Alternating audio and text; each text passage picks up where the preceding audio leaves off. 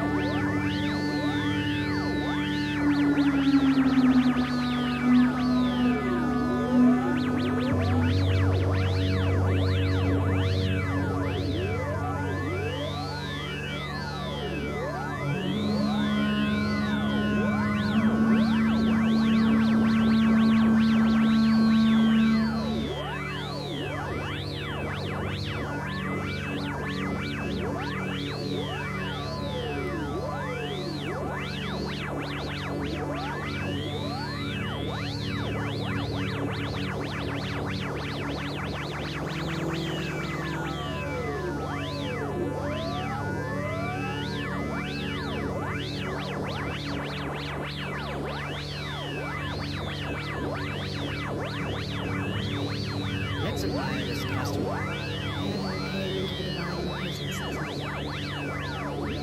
Purified himself in the waters of the sacred lake. He will proceed to awaken the god with his retinue of priests. The god is still sleeping, as every night. In his tabernacle that is sealed every evening. Pharaoh came into the divine presence this morning. He purified himself in the waters of the sacred lake. He will proceed to awaken the god with his retinue of priests. The god is still sleeping, as every night. In his tabernacle that is sealed every evening. Pharaoh came into the divine presence this morning. He purified himself in the waters of the sacred lake. He will proceed to awaken the god with his retinue of priests.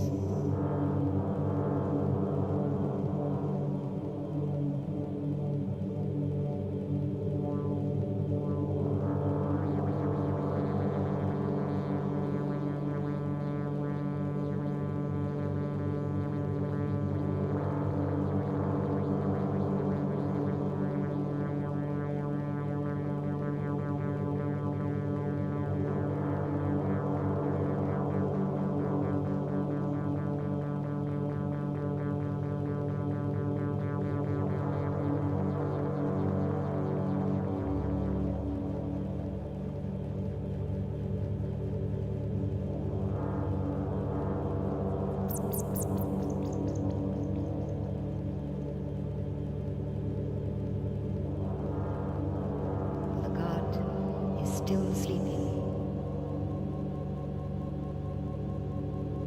as every night. In his tabernacle that is sealed every night.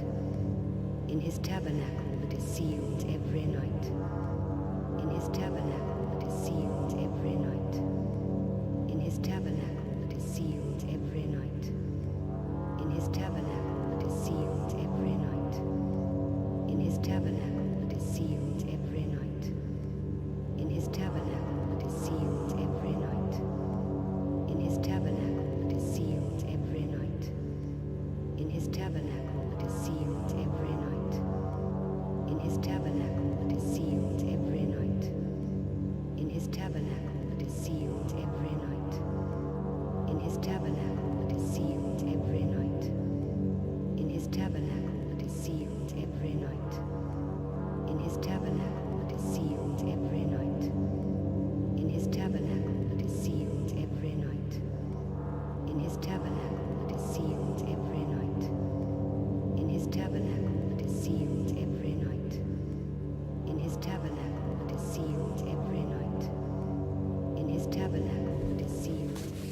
Live. Hi there. I'm Joshua William Gelb, the founder and co-creative director of Theater in Quarantine. Now, I am coming to you live at, 5 p.m. on January 14th. It is Friday. Coming to you live from the closet of my East Village apartment, where me and my co-creative director, Katie Rose McLaughlin, have been live streaming digital performance to our YouTube channel since March of 2020. In that time, we have worked with over 100 different artists and created and live streamed dozens of original pieces. And we're just really grateful that you could join us here today for this APAP showcase. We're going to show you two very brief early pieces of ours. And then afterwards, Katie Rose is going to join me, and we're going to answer any questions that you might have about our process or the future of our work. And you can just put those questions right in the chat. Well, let's get started with an adaptation of a Franz Kafka short story called The Neighbor, which was the very first piece that we ever live streamed. Enjoy.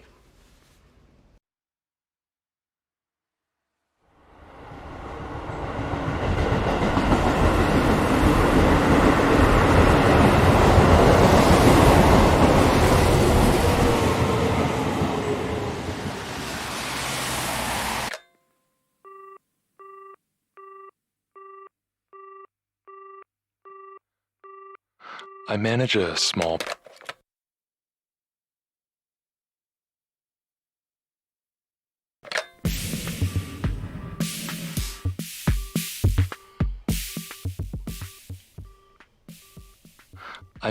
small business. 2 employees with typewriters and ledgers in the front.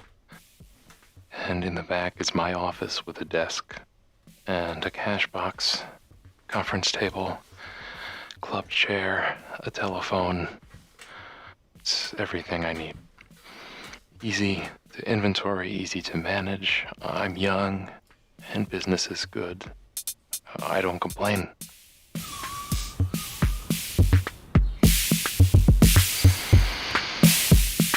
I don't complain.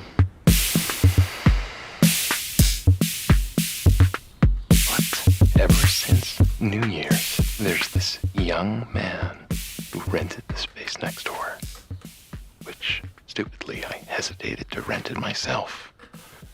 There was 2 rooms just like mine, and also a kitchen. I could have expanded the business, and then my employees have fussed about the workload. But what would I ever do with the kitchen? This particular concern, the obvious cause of my reluctance.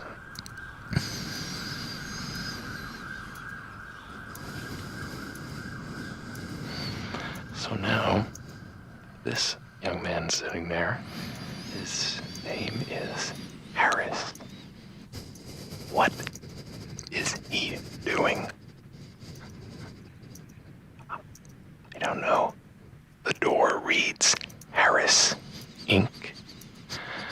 I asked around and was told it's a business a lot like mine.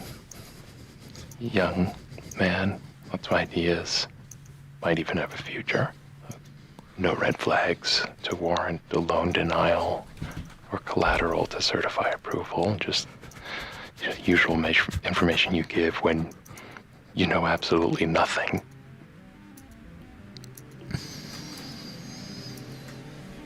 Sometimes he passes me on the stairs, Harris. Always in a hurry, always very formal. I mean, I haven't gotten to meet him, but his keys are always in his hand. And half a second, the door is open. Like a rat's tail, he slips in, and once more, I'm slammed in the face by Harris Inc. Which are words that I've read a lot more often than they deserve.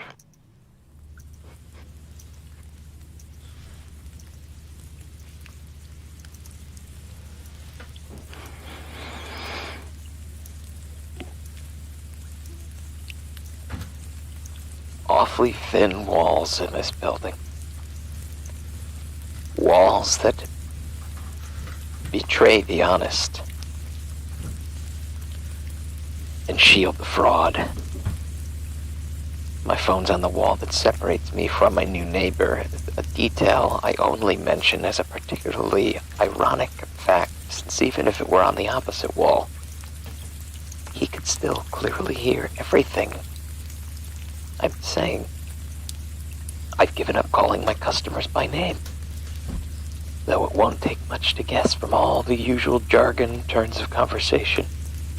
Sometimes I dance around, anxious, phone pressed to my ear, tiptoeing, knowing there's nothing I can do to keep any of my secrets safe. Naturally, all this has made my business transactions a bit irregular, and my voice keeps seizing up. What is Harris doing while I'm on the phone? If I really wanted to speculate, it was just something necessary evil, I would say Harris doesn't even have a telephone. He uses mine. He's pushed his couch against the wall and just listens. So when the thing rings, I'm the one who has to walk over to it, accept the customer's requests, make serious decisions, carry out large-scale operations, and all the while involuntarily reporting to Harris, sitting there in the next room. I bet he doesn't even wait for the conversation to end. He just gets up whenever he's been sufficiently tipped off, scurries through the city the way he does before I've even hung up the receiver. He's figured out maybe a dozen ways to destroy me.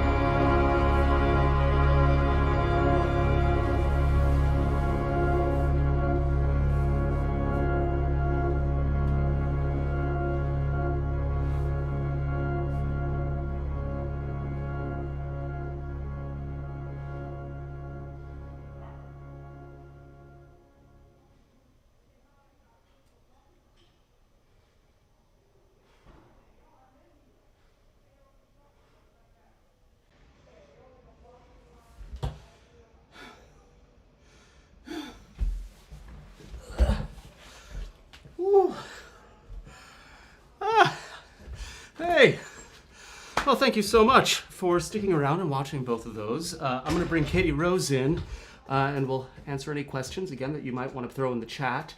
As always, all of our work is archived on our YouTube channel, so you can see everything we've ever done. But here is Katie Rose. Cue camera 2. All right. Hi, KR. How are you?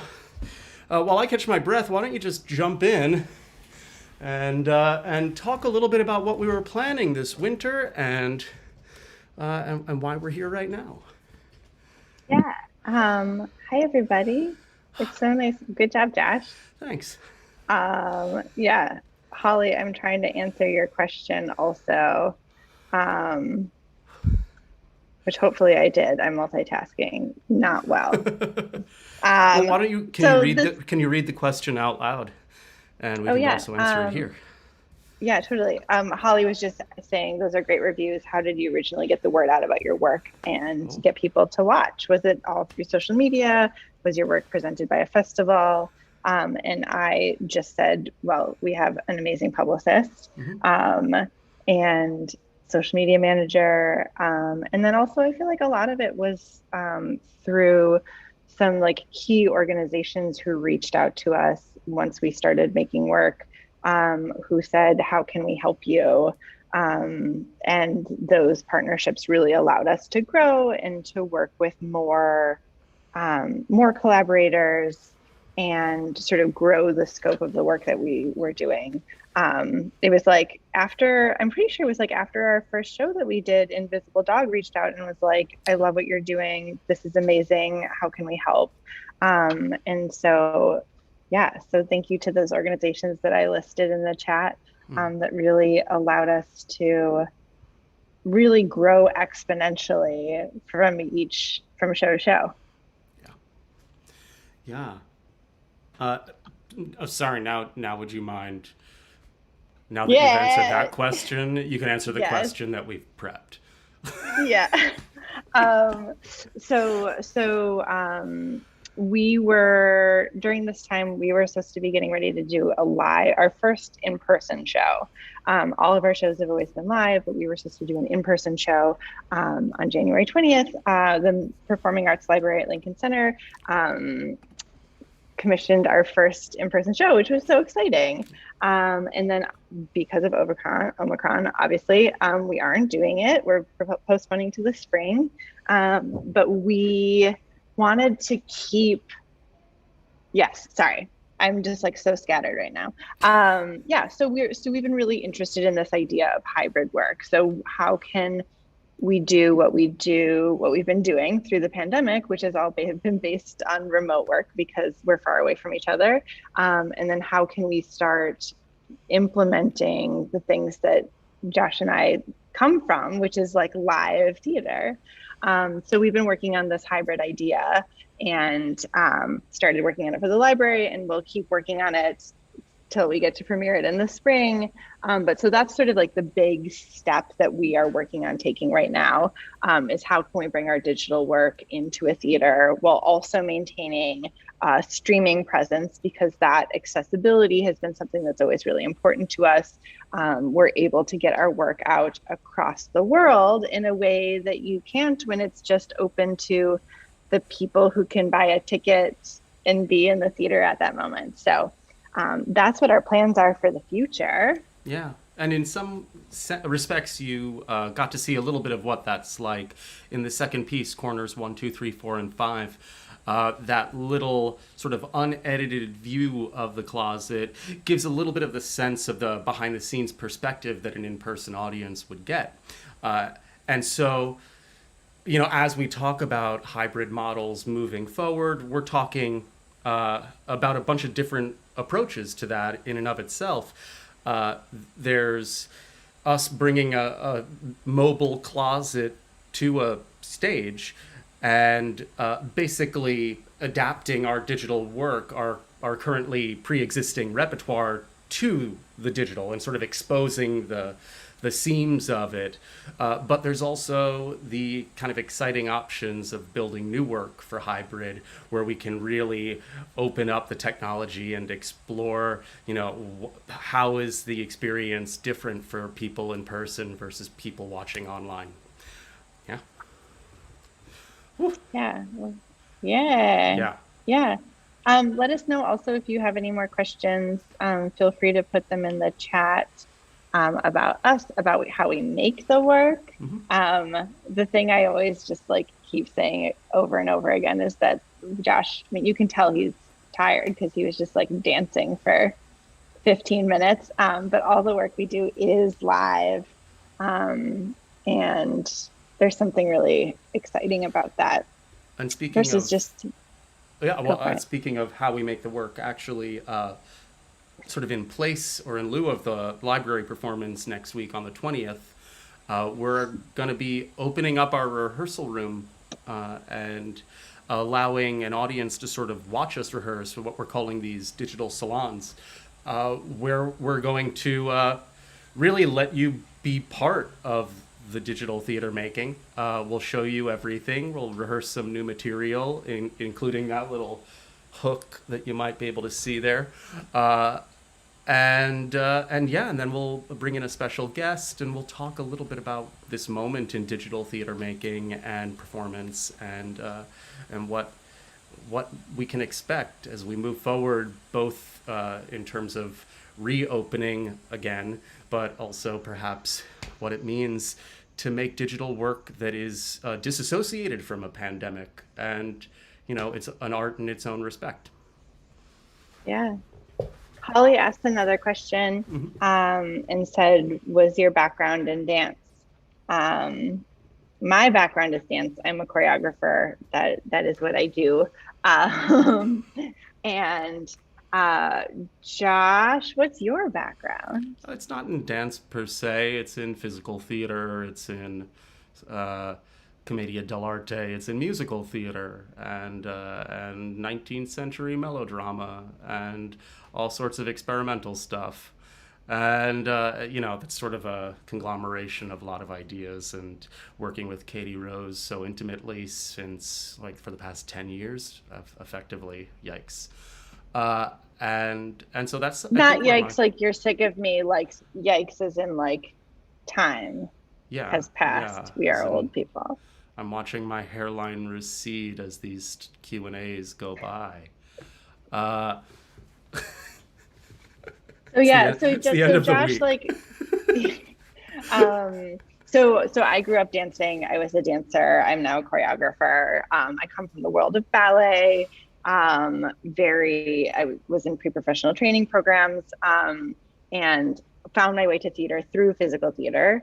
And so that's how Josh and I first clicked, and is because we both do physical theater. And what's been so exciting about this is that we're able to make this work that uses the full body, which means that we have to really quote unquote choreograph everything that happens, because it's so the slightest movement tells such a story. So it's been really exciting to sort of, for me as a choreographer, to investigate that, but also Josh has just grown as a dancer through all of this that we've been doing.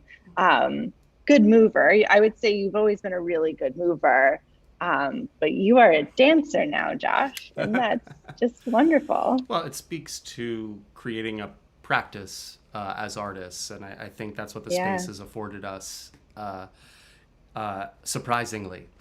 And that's something, of course, that as I think American artists in particular, we're not used to having or developing.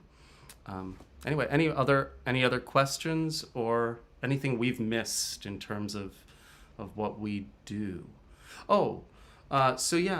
We I don't know if we spoke to the sort of breadth or expanse of the work. Again, it's all available on YouTube. Sorry, I'm listening to myself. It's a little insane. It's all available on YouTube. And you can see there that we've done new plays, we've done adaptations of classic texts, we've done musicals, dance pieces, and actually a lot of live music videos as well, in addition to installation work, which we've just started doing with Cultural DC down in the DC area, where we've been sort of releasing these pieces in empty storefronts. So there's sort of a huge scope to the work we do, and in that respect, as we talk about, you know, partnerships and touring, there's sort of an enormous menu to choose from, where we can really create work that's sort of tailored to and very specific to each community. Yeah, yeah. I hear you. And in addition to all of the work that we do and the installations, like Josh was saying, we've lectured at a number of universities throughout the pandemic as well. So that's been an exciting way also to just like engage with the community on a bunch of different levels, and to just sort of talk about the work we make and open it up in an exciting way. Yeah. Again, this closet is 4 feet wide by 2 feet deep and only 8 feet tall. And I think in some respects, the most exciting thing that we do is sort of open people up to the way that this technology is extremely nascent in the way we're using it creatively, and we can keep pushing past these boundaries of our skills, abilities, you know, literal wall boundaries, and keep exploring, you know, everything that's possible out there. Well, if there are no more questions, I just want to say thank you to those of you who are still watching, and have an incredible last day of APAP tomorrow. It's been really thrilling getting back in the closet and sharing this work with you this week. And well, thank you all, and thank you, Katie Rose. Yeah, thank you. If any of you have any more questions or want to chat, email us, theaterinquarantine@gmail.com. You can also go to our website, theaterinquarantine.com. And you should also check out our pre-recorded showcase. Josh made this like beautiful video that shows so many of our pieces, including Corners and Neighbors that you just saw. Corners and Neighbor, which you just saw. Sometimes words are tricky. So yeah, encourage you to check those out as well. And yeah, please don't hesitate to reach out. All right. Have a great night. Thank you all.